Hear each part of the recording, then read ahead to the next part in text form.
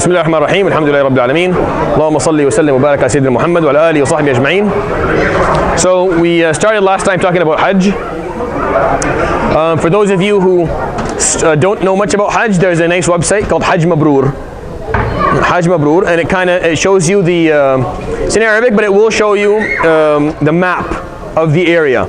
It'll show you where Arafah is, where Muzdalifah is, where Mina is. It'll show you where Mecca. It'll show you how these places connect in terms of geography, just in case you're not 100% comfortable with it, or you're not totally sure of where these places are, inshallah. So Hajj, that's Hajj, and then Mabrur, M-A-B, I don't know, O-U-R or O-O-R. If you just write Hajj Mabrur, it'll kind of come up first. I was looking. What's the history? What's the history of Hajj? See, the history is not the focus of a fiqh lesson. I'm happy to share it, inshallah, during the Hajj time. When Hajj time comes, I give lessons like throughout the week. Yeah, so I can do, inshallah, during every Hajj year, during the time of Hajj every year, every season, I give like lessons on Hajj, and I talk about them in other halaqat, and I will do it inshallah this year as well.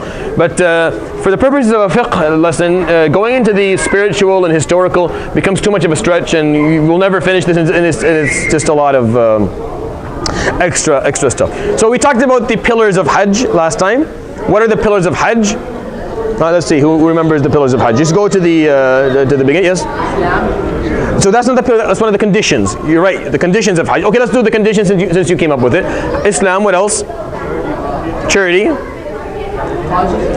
Yeah, consciousness, sanity, and freedom, right? You have to be free. What else? Yeah, so you have to be وجود الزاد والراحلة وتخلية الطريق وإمكان المسير. So having enough financially, there you can actually make it there. It's not dangerous, or it's not impossible to get there, and you have enough time to make it there. So those are the conditions. Now the pillars of Hajj for the Shafiee are 5, for the Jumhur are 4, for the Hanafi it's 2. Right? So the Hanafi is Arafah and Tawaf al-Ziyarah. That's it. For Shafi'iyya, it is Al-Ihram, Arafah, what else? Al-Tawaf, Sa'i, and Al-Halq.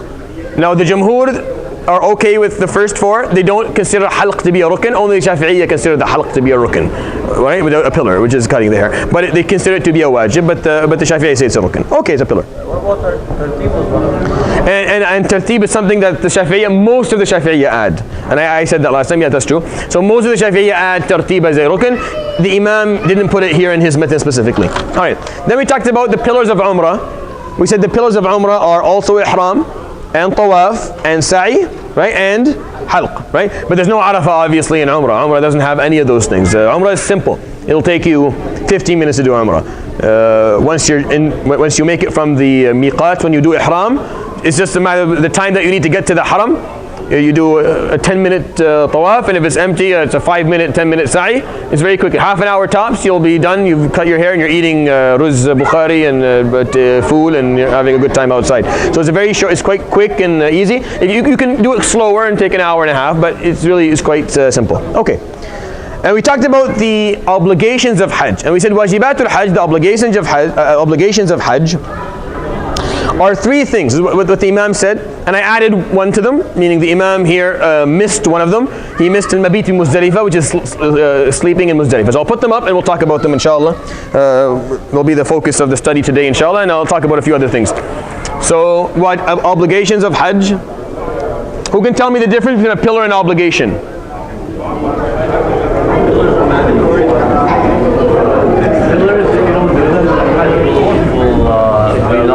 Yes, and you have to go until you do them, or you have to do them on time. And whereas an obligation, if you miss one, you have to do something to make it. A fidya. So you slaughter a livestock, a hadi. So you have to do a slaughtering, even if you leave them in Hajj purposefully. So in Hajj is not like Salah. Salah, if you leave an obligation purposefully, it's unnullified. But in Hajj, if you leave it purposely, it's just a hadi. Your Hajj still counts. Of course, you don't get as much ajr, but your Hajj still counts. Now, first obligation, we said what? Al-Ihram min al-Miqat. Doing Ihram, but that Ihram itself is a rukn, but doing it from al-Miqat is a wajib. So So doing ihram from the miqat is a wajib. Doing it after miqat is problematic, meaning you have to go back or you have to slaughter a livestock. Number 2, رمي الجمار الثلاث.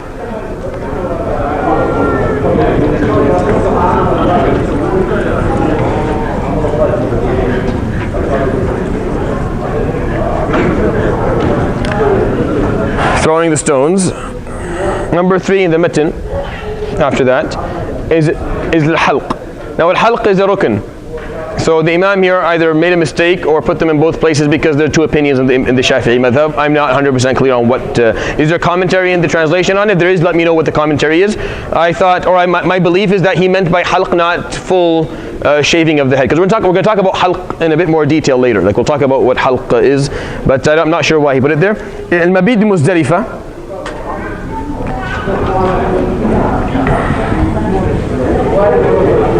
So spending the night in Muzdalifah is not in the text, but it is a wajib, even for the Shafi'iyya. So it's just not in the text because of the Imam himself. His opinion was different at a certain point. Be very patient. We're going to come to all of that, inshallah. We're going to talk about it in detail. Yes? The commentary says this is an integral, not obligatory, so that means probably he meant as a rukn. Okay. Fair. So basically he's uncertain like I am. Because that's one of the things in the matn Abu Shuja that are unclear of why. Okay, so let's start by talking about let's talk about al-mabit Muzdalifah first, because it's closer from the timeline. So pay attention to this. Is a simplified drawing. It's not very good, so don't hold me to it. Just kind of understand what I'm saying. Here is where the haram is. Here's the Kaaba, right? And here's the two mountains, Safa wal Marwa. Over here, right? Now, Arafah. This is where Arafah is. Arafah is a bit far away. Here is Muzdalifah. Here is Mina. Okay. Where's the Jamarat? Somewhere in the middle, around. So the Jimar is outside of Mina a bit. The Jimar is somewhere over here. The Jimar is somewhere outside of Mina a bit. Now, so what do you do for Hajj? You start with Arafah. This is your first place. You stand here on the 9th day, right? The 9th day. For the Shafi'iyya, you should be there during the day. It's sunnah to be there in the night. If you're not in the night, you don't do anything for the Shafi'iyya, but for the rest of the madhab, you have to slaughter livestock. For the Malikiyya, the rukn is in the night. It's the opposite of the Shafi'iyya altogether. When the best case scenario, you stay there during the day, and a certain portion of the night, meaning you leave after Maghrib begins. Where do you go when you leave? You go to Muzdalifah. So you go to Muzdalifah when you leave. Then what you do after that is you go over here to do Jimar, and you go to Mina. And then you come back for Jimar again. Right? Then you go back to Mina again. Then you come for Mecca. And then you go home. On different days. These are all through certain days, okay? But this is the basic breakdown of it. You go from Arafah to Muzdalifah to Mina or to Rami Jamarat. And then to Mina, and then to Rami Jamarat again, and then to Mina, and then go do Tawaf al-Ifada or Tawaf al-Ziyara, and then and the Sa'i. So the Tawaf, the Sa'i, and the Ziyara, and the Halq all happen here, and then you go home with all the details inside. But this is very simple. So this all happens within the 9th day. So the 9th, and then the 10th, and this all happens in 11, 12, 13. All this mess over here happens in 11, 12, 13, just to kind of simplify it. So what of these are rukn? So what are the arkan here? Give me the arkan. Now here I'm talking about, I didn't talk about ihram. Ihram you do from outside over here, from the miqat. You're coming from outside, you do ihram over here. This is the miqat. Right? So what are the arkan here? The arkan is ihram, Arafah, the tawaf that you do the last day, the sa'i that you do the last day, and the halq that you do the last day. So 1, 2, 3 are wajibat, they're not arkan. So if you miss all of this, your hajj still counts. You owe blood, you have to slaughter a livestock, but your hajj still counts. You've left a wajib, So the likelihood of the acceptance of your Hajj is less, and the likelihood of the perfect ajr for this Hajj is less, but your Hajj still counts. It's not a nullified Hajj. Is it one per rukn or per obligation? One. No, it's one for all. Yeah, you don't slaughter 50. Then you have to slaughter like 15 livestock. It'll never end. So no, it's just one. Okay. So what we're going to talk about right now is going to Muzdalifah. Okay, going to Muzdalifah, because if you are staying in Arafah, if you're going to stay in Arafah a proper time, you can stay up to the morning of Yawm al-Nahr, of the 10th day, but that's not the sunnah. The sunnah is that you leave somewhere after midnight and you go to Muzdalifah. When you go to Muzdalifah, you spend a certain amount of time. So we're going to talk about what the scholars said in terms of going to Muzdalifah. The Hanafiya say that the time that they want you to be in Muzdalifah is after Fajr of the 10th day until the sun comes up. Okay, so for the Hanafiya, what they care about is that you're in Muzdalifah after Fajr of the 10th day of the day of Eid, Yawm al-Nahr, until the sun rises, until you can't pray Fajr anymore. That's it, and they're the only ones who think like that. And Malikiya say that you have to go at night just long enough to get out of a car, sit down, and then get up again and leave. So they want you at least for 5 minutes. Now if you stay for the whole night, that's the sunnah. The sunnah is to sleep there. That's what the Prophet ﷺ did. But I'm telling you what you need to do in order for you to meet the wajib. In order for you not to owe the slaughtering of a livestock, these are what the madhahib say. And the Shafiee and the Hanabila, they say anytime after midnight, even if for 10 minutes. Anytime after midnight, if you go just for 10 minutes, then you've met so you've done a part of the wajib that is acceptable. So the Malikiyya, the Shafi'i, and the Hanabila are very similar. They want you to be there at night, just for a small period of time. The Shafi'iyya specifically want after midnight. The Hanafiyya, they're the ones with the different opinion. They say no, they want from after Fajr until any time between after Fajr and the sun coming up, which is basically maybe 45 minutes. And they don't need you to be the whole time, just for a certain period of time. So if you want to be safe, what you do is, you leave Arafah at midnight, you go to Muzdalifah, you sleep, you pray Fajr in Muzdalifah, and then you leave. Because then you've spent time between Fajr and... So there's a way to do a perfect Hajj. However, if everyone did it, maybe 10% of people would come back alive and the rest would probably all die because of the extreme level of how busy it is. Not everyone can do this. That's why it's important to learn the okays and not okays of Hajj, so that you do what is muyassar, what is of ease for you, so that you don't harm yourself or harm other people. Now when it comes to putting, when you go to Muzdalifah, you have to pray Maghrib and Isha together, like we did today at Maghrib time, because it was bad outside. You have to pray Maghrib and Isha together. It's not 2 rak'ah Isha, no 4 rak'ah Isha. We pray Maghrib and Isha at the same time. That's a sunnah for the Jamhur, and it's a wajib for the Hanafiya. It's a wajib for the Hanafiya. The Hanafiya, you're obligated to pray them together. If you don't, you owe blood. So you have to pray them jam'an. For the Hanafiya, it's wajib. For the Jamhur, it is a sunnah. Now, if you don't go to Muzdalifah at all, what happens if you don't Muzdalifah at all? So I broke down a bit for you the timings. So the Shafi'i and the Hanabila need after midnight, after 12 a.m. What day are we talking though? Yeah, the 10th technically, but it was the day of Arafah, right? So it's after 12 a.m. technically the 10th the 10th day, but actually it's the day of Arafah. That makes sense? You're in the 9th day at 12 a.m. You should go sit there until Fajr.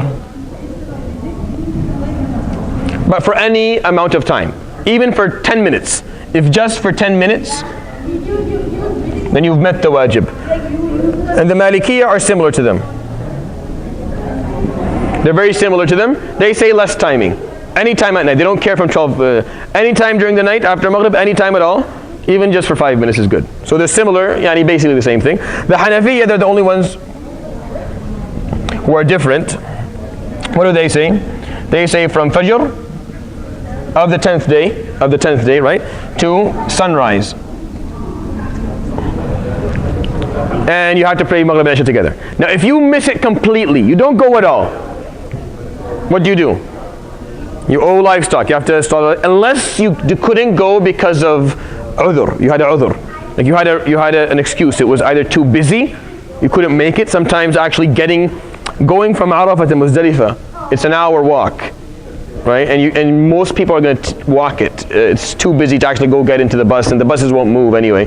So sometimes you could easily get, if you leave, that's why people leave Arafah after Maghrib, so they can hopefully make it to Muzdalifah before Fajr time, like somewhere after midnight.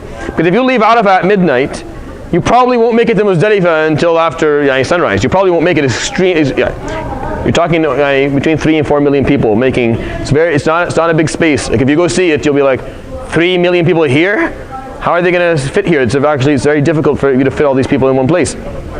So if you're trying to make it there and you don't make it there because of how busy it is, you don't slaughter anything. There's no dam alayk. La shay alayhi. You don't owe anything if you do it and you have the excuse for not making it. Okay. Can you take a camel or a horse or a walk? You can take a spaceship if you want to. It's totally up to you. It's sunnah to walk for the Jumhur, but you can do whatever you want. However, you have to do Hajj to understand what I'm saying. Like until you're standing like this, and there's someone literally here, and here, here, and here, right? You're just standing like this, and if you move, you're gonna be in someone's personal space, and every time they move, they're in your personal space. You won't understand what I'm saying. Like you're just trying to move forward. You're just holding on to your family, trying not to lose people, just so you can get there. It's actually extremely, extremely busy. Just watch it. I advise you when it's time for watch the TV, not any TV. Watch Arafah. Watch the actual manasik and the masha'ir al-muharrama, and see what I'm talking about. It's very. Sometimes you'll see it's a bit more spaced out, but even when it's spaced out, it's extremely busy. Like even when it's spaced out, but it's usually quite tight. Okay. So that's for Mabit bi Muzdalifah. That's enough. That's enough for me. Let's talk about the second wajib, because we talked about haram al-miqat last time. We're going to talk about Rami al-Jimar al-Thalath. Is there? Where did I put my? Races right there. Where? Oh.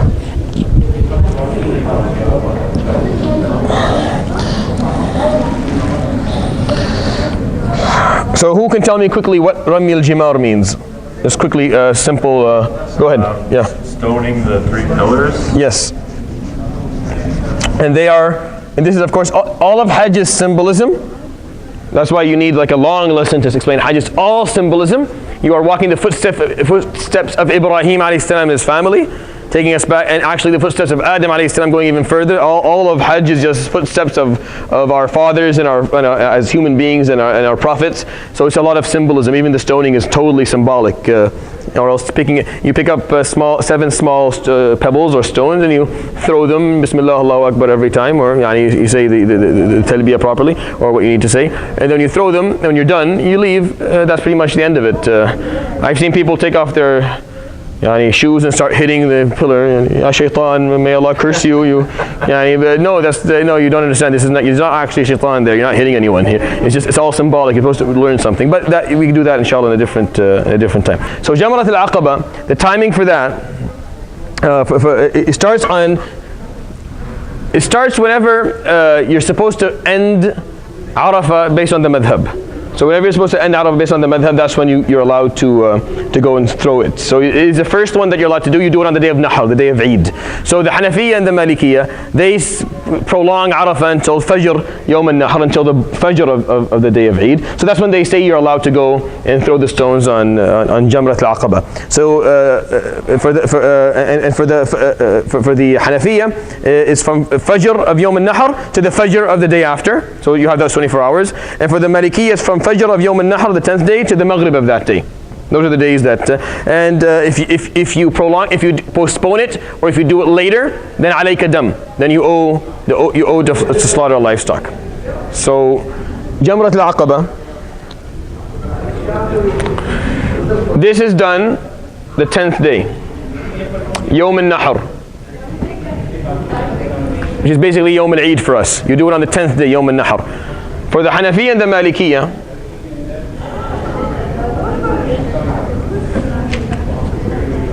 you start on Fajr Yawm al-Nahr. So you're allowed to go from Fajr of the 10th day to go start throwing Jamrat al-Aqaba. Now when you talk about the Shafiee and the Hanabila, they say you can start from the midnight before. From the midnight of Arafah, because that's when the Arafah ends for them, right? So whenever Arafah ends for them, that's where you can go and you can do the stoning. So Shafi'iyya and the Hanabila,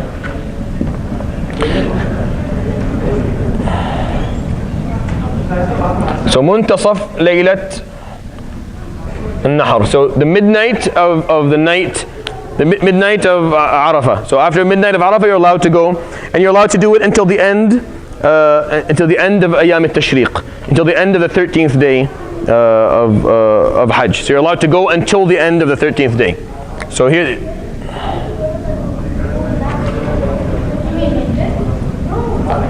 so you're allowed to go till the end of the 13th day.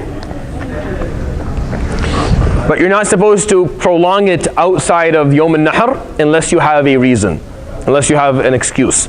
If you don't have an excuse, then you have to throw it. You can throw it, but you're going to have to owe the slaughtering of a livestock. Alayka dam, alayka fidya. So Jamrat al-Aqaba is the one that you do on the 10th day. These two are going to be done on the 11th, 12th, or 13th days. That one's on the 10th day. It starts for the Hanafi and the Malikiyah from Fajr. It starts at midnight for Shafi'i and the Hanabila. And then for the Hanafi and the Malikiyah, it's only on the 10th day. You're not supposed to go outside of it. For the Shafi'i and the Hanabila, you can go outside of it. But if you do it, if you go beyond the 10th day, then without an excuse, then you owe them. Okay, just to kind of simplify, not to get too. All right. Now these ones you throw on the 11th, 12th, and 13th day of the Hijjah. From where to where? This is the biggest problem of Hajj. You can learn this from me, and you'll know what the biggest problem of Hajj is.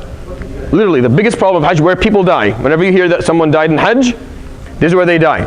And this is why.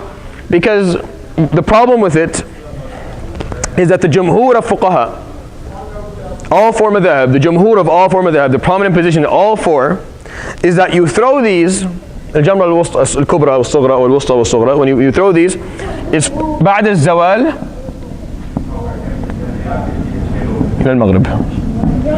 This is the only time that you can throw, from after noon, from noon to Maghrib. So the only time that's acceptable to them is noon till Maghrib. How much time is that? What is it now? From 12:30 to 6. So let's say 6 hours altogether. Okay, 6 hours times 3 days, that's 18 hours. There is not enough physical space for all 3 million people to fit in those 18 hours, no matter what you do. It's possible. It just won't happen. So what happens is, because people stick to this, and then there are fatalities. Because there's two things you're allowed to do. First of all, you're allowed to send someone to throw for you. So if I'm taking my family, I can throw for myself, for my wife, and my children if they can't go. That's one way to lessen the numbers. Another thing is that some of the Hanafiya and some of the Hanabila don't mind you doing it before Zawal, before noon, doing it from Fajr to noon. It's just that some madhab have a very strict opinion against that. Some madhab, and when you look at the evidence and you look at the opinions that are being given, it's not clear exactly why are they so strict against doing it in the morning. If anything, even if this opinion did not exist in the madhab at some point, it has to exist today, because it's literally impossible for us to fit people in these 18 hours at best in order for them to throw these stones, because you only have 3 days to do them. The 11th, 12th, 13th, people need to leave. People are ready to leave, they're tired, they want to throw them. Sometimes they want to throw them in one day, which makes it even worse. So you need to open the time before Fajr, and allow it to after Ghurub as well, to allow it during the. So any time, which is the opinion that I take, even though it's not the prominent opinion in the madhab, but I carry this opinion, that any time during these 3 days, you're allowed to go throw these jamarat. Anytime, morning, dhuhr, maghrib, midnight, anytime at all, go and throw, because of the number of people. Yes? For the last two pillars. Yeah, for the last two. So like 7 and then another 7. Yeah, exactly. The first one is Yawm al-Nahr. Try to get it in Yawm al-Nahr, but you have all day. You have from midnight, you have over 24 hours to do it. And even if you postpone it to one of these 3 days, it's still acceptable. You haven't ruined things. But you can't postpone after the 13th. You're outside of the times of Hajj now. Now it's problematic for you to postpone it after Hajj. You're outside of Hajj. So you want to make sure you keep it within the time of Hajj. Does that make sense? Yeah. If it's a matter of symbolism, is it possible to add more locations where people can throw stones? No. The masha'ir al-muharrama, are the masha'ir, which are the sacred, the holy places that have been appointed by Allah subhanahu wa ta'ala, are fixed. the concept of doing it is symbolic, but the places are fixed because, well, when it comes to the Kaaba itself, when you pray towards it, isn't it symbolic? Are you worshipping the Kaaba? Well, then why don't you start a few Kaabas and we do Hajj elsewhere as well? It becomes so that concept. If you just think about it, then you're opening a door of endless. Already started somewhere in Africa. Maybe they'll just build levels like they did around the Kaaba. You can go to like the 6th floor of the Jamarat throne. Yeah, that's what's going to happen. What's going to happen is you're going to have like multiple levels for you to go through. But until that happens, we have to take the rukhsa that exists for these things, which is some of the Hanafi and the Hanabi. They have it now. But it's not. It's only 2 layers or 3. It's not enough. Like it's not enough. I'm telling you, it's not even close. I never did Jamarat. I've done Hajj 3 times. I've never thrown the Jamarat with my hands. It's always my dad. I was a kid when I did it like 3 times. Always my father throwing them. Yeah, you can't risk taking a kid there.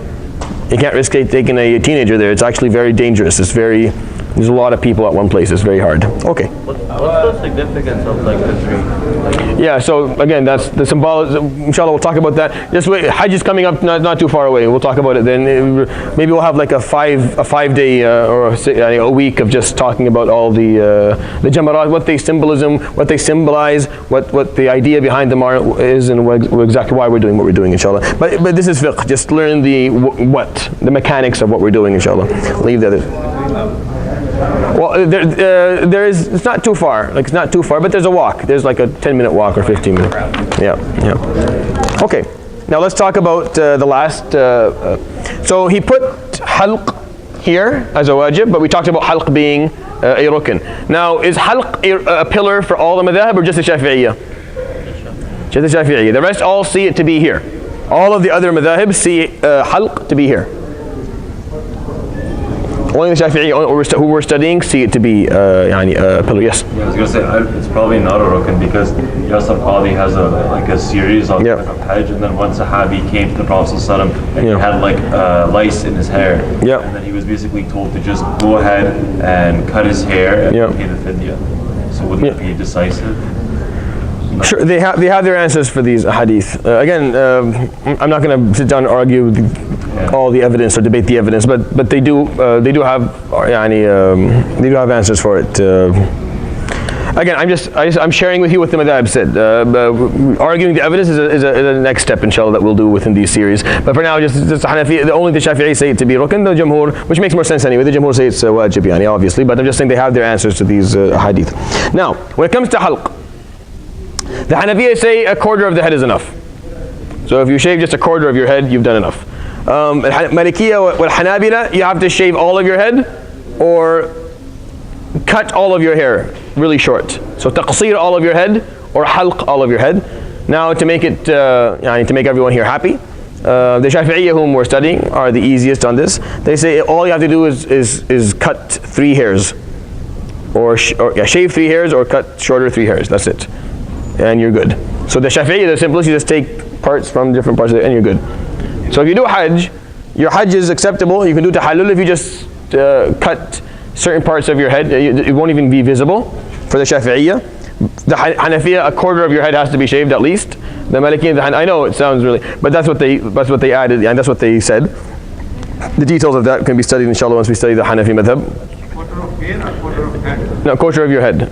And the Maliki and the Hanabila say you have to shave all your head. If you do Hajj, and if you do Umrah, and you know you're someone who's not going to be able to do it again, shave your head. The Prophet said, Rahim Allahu al-Muhalliqeen, Rahim Allahu al-Muhalliqeen, Rahim Allahu al-Muhalliqeen. May Allah have mercy on those who shave 3 times. And then someone said, Ya Rasulullah, wal-Muqassirin, what about those who just trim? Qala wal-Muqassirin. Okay, fine, al-Muqassirin. But there's way more ajr in doing tahliq. And you don't, unless you're someone who's doing Umrah like all the time, and you don't always want to be bald every time. But if you're someone who's doing Umrah once every 10 years, or you're doing Hajj once in a lifetime, then shave. And then, again, there's symbolism here. There's a lot of symbolism we'll talk about once we, inshallah. How the brothers is that now people are cutting your hair this quick to do it. They're like so good. Like they're amazing. Like you sit there, you take a breath and you're done. Like it's insane how quick they are. Like that's all they do. And they're all brothers from Pakistan and Bangladesh. All of them. Like not one of them is, and they're so good. Like they can do it with their feet. Like you literally shave your head with your feet. You wouldn't lose a drop of blood, and you wouldn't feel anything. It would take like a minute.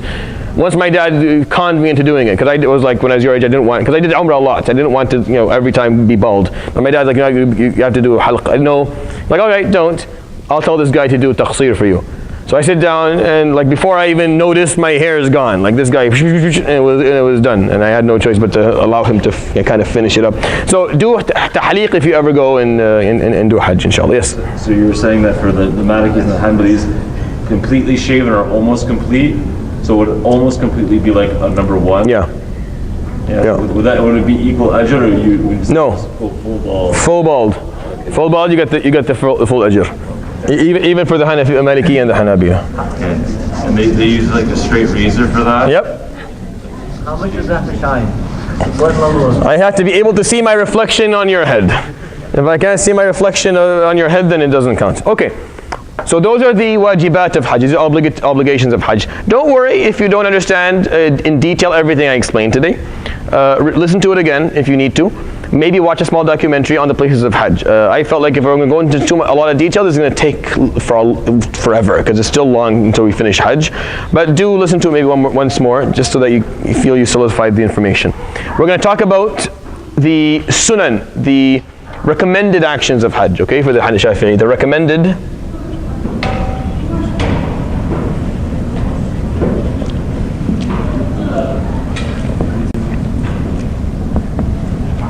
actions of Hajj. So, وسنن الحج سبع الإفراد وهو تقديم الحج على العمرة والتلبية وطواف القدوم والمبيت بمزدلفة وركعتا الطواف والمبيت بمنى وطواف الوداع. So these are the sunan of the Hajj, the 7 things that the Shafi'i count. Pay attention because not all of them are sunan. Some of them are, like I said, a wajib, and we've kind of made So what's the first sunnah that he puts? Al-ifrad. What does al-ifrad mean? Alright, so I'm going to explain to you 3 things. I'm going to give you 3 words.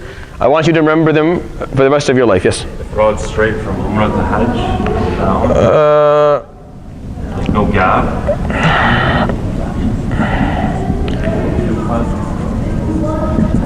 So al-ifrad is when you only do Hajj.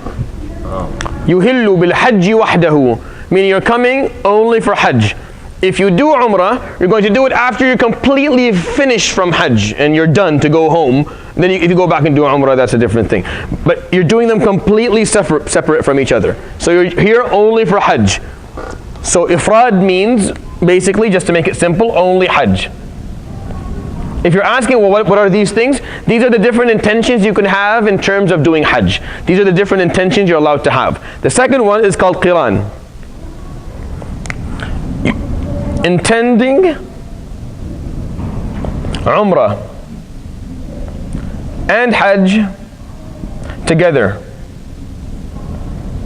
at the same time. I mean, you say, I'm going to do Umrah and a Hajj, and you have the intention literally at the same time.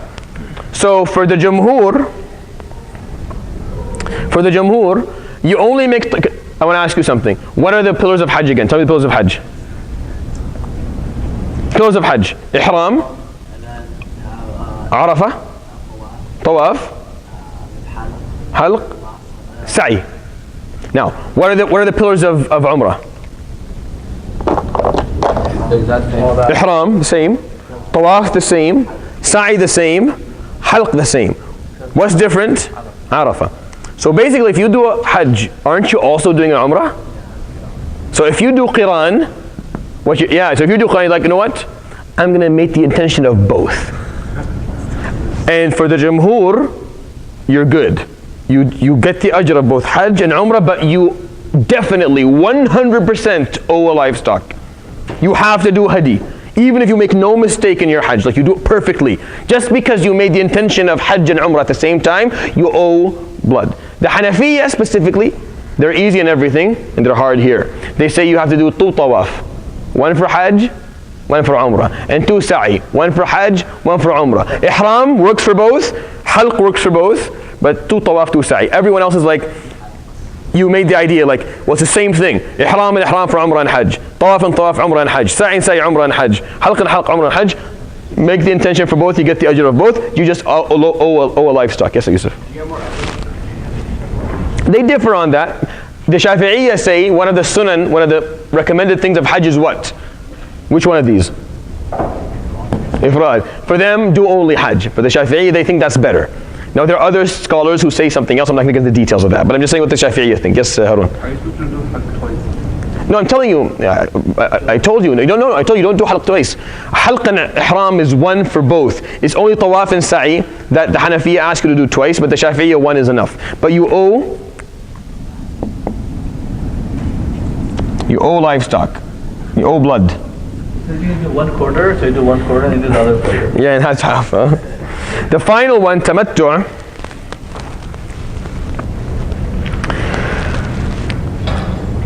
You make the intention of Umrah in the months of Hajj. This is a bit more complicated, but listen to me. The months of Hajj, Shawwal, Dhul Qa'dah, in the first 10 days of the Hijjah, right? You go in Shawwal, and you make the intention of Umrah. And you make Umrah, and you finish. And then you stay in Mecca. You stay in Mecca after you've done your Umrah, and you do Hajj from there. That's what you do. That's called tamattu'. And you 100% also owe a livestock if you do that.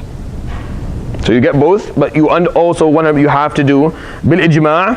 You owe a livestock. So both of these, you owe a livestock 100%. Bil ijma'. All scholars with no exceptions at all. Why? Because the logic behind it is that it's Hajj and you tempered with the nusuk. I mean, you added something to it that wasn't. That's why ifrad, you don't add anything. It's just you're just doing Hajj. You add to it, you can add to it, you can get, but you have to make up for it by slaughtering livestock. So tamattu', what it is. Sorry, go ahead. Why not always do ifrad then? Yeah. Definitely. I'll tell you why. Because some people can't afford to come to Umrah ever in their lives. So they're like, I want to get the ajr of Umrah as well. So they've done Umrah in my life. Because some scholars give the weight of Umrah heavier than a sunnah. They call it something more than a sunnah. So you have to do it. Like it's not a rukn, but they see it to be something between a fard and a wajib and a sunnah. So they say that you should do it. And if you know you can't come back again, so these two will fix the problem. They'll give you a Hajj and a Umrah at the same time. You just have to slaughter a livestock. This way, you do them at the exact same time. Here, you perform Umrah. Finish. Stay in Mecca. You're in ihram the whole time? No, and then do ihram and Hajj. So finish means you're no longer in ihram, right? You're done. So it can be, the Umrah can be done any time before the 10th of Dhul Hijjah? Like Yes. on the 1st of Dhul Hijjah? So the Umrah is from 1 Shawwal till the 1st of the Hijjah. I thought Umrah can be any time of the year. Yeah, but this tamattu', that's what tamattu', the Umrah has to be within the months of Hajj for it to be considered tamattu'. Or you do Umrah anywhere else, it doesn't matter anymore. But if you do it during the Ashur of Hajj, and you stay in Mecca, and then you do ihram from Mecca for Hajj, then that's called tamattu', and you owe livestock. So what is the sunnah? Yes? When you do Hajj, do you do a full Hajj or is it just like... Yeah, full Hajj. Do a full Hajj. So, Which one of those would be like the safest? Right. ifrad, always ifrad. No, I mean from the last two. التمتع. It's in the Quran. فَمَن تَمَتَّعَ بِالْعُمْرَةِ إِلَى الْحَجِّ فَمَا اسْتَيْسَرَ مِنَ الْهَدْيِ. It's in the Quran. Iqran isn't in the Quran. Yes. I think the Umrah only takes like 3 hours. You can easily do it after. Yeah, easily. I'm just talking about people who want to leave, don't have time. They're tight on time, tight on money, tight on ever coming back again. So Qiran and Tamattu could be helpful for them if they use that. They're just options of how you can do it. What's the sunnah for the Shafi'iyya? Ifrad. Okay, that's the sunnah for the Shafi'iyya. وَهُوَ تَقْدِيمُ الْحَجِّ عَلَى الْعُمْرَةِ, which is putting Hajj before Umrah. Doing Hajj and then later on doing Umrah anytime that you want to do it. All right. That way you don't have to do Hajj. Yeah, you don't have to do Hajj for that. Yeah. Saving should be preferably first for Hajj. Yes, preferably first for Hajj. Definitely. At-talbiyah. So what's at-talbiyah? Yeah, so labbaik Allahumma labbaik, labbaik la sharika laka labbaik, inna al-hamda wal-ni'mata laka wal-mulk la sharika lak. That's what you say. So memorize that. If you go for Umrah or Hajj, that's what you're supposed to say once you start on your way towards, when you're on your way towards Mecca and you're moving from one place to the other. Labbaik Allahumma labbaik, labbaik la sharika laka labbaik, inna al-hamda wal-ni'mata laka wal-mulk la sharika lak. And you just keep on saying that as much as you can. The Prophet ﷺ would say it all the time, literally all the time. You should try it. Try it on the days of Hajj, even here. Listen, just say it, just for the sake of, and you'll find it to be very. When do you stop? Because I heard you stop when you see the. They differ on that. I'm probably not going to get into it because it's a simple. It's not yani. It's a wajib for the Malikiyya, by the way. It's not a sunnah for them. The Malikiyya consider it as a wajib. If you don't do it, you owe blood. But for the Shafi'iyya, it's a sunnah. If you don't do it, don't owe anything. Only the Malikiyya give it that level of importance. Okay. Tawaf al-Qudum. What time is it? Oh, it's 9:07. Okay, we're going to stop. I forgot that we were praying Isha at 8 now. So we'll finish 9:10 from now on, since Isha is 8. We will always be at Isha at 8. So in the future, when Isha is 8:15, we'll start at 8, and then we'll stop for Isha, and then we'll come back and go to 9:10. So Isha takes 10 minutes, and we'll take out 10 minutes, and so we'll go 10 minutes extra. The halaqah will always end at 8. So 8 o'clock is always when we're going to start this halaqah, inshallah. Jazakumullah khair. Anyone, any questions on, any pressing questions you want to ask? Are we good, inshallah? Yeah, always 8 o'clock. Yeah, you said that it starts at 8. It starts at 8, right? Yeah, always. Right. Yeah. Any idea it's being clock tower? Any idea for being in clock tower? Yeah. Jazakumullah khair. Subhanakallah wa bihamdik. Ashhadu an la ilaha illa anta astaghfiruka wa atubu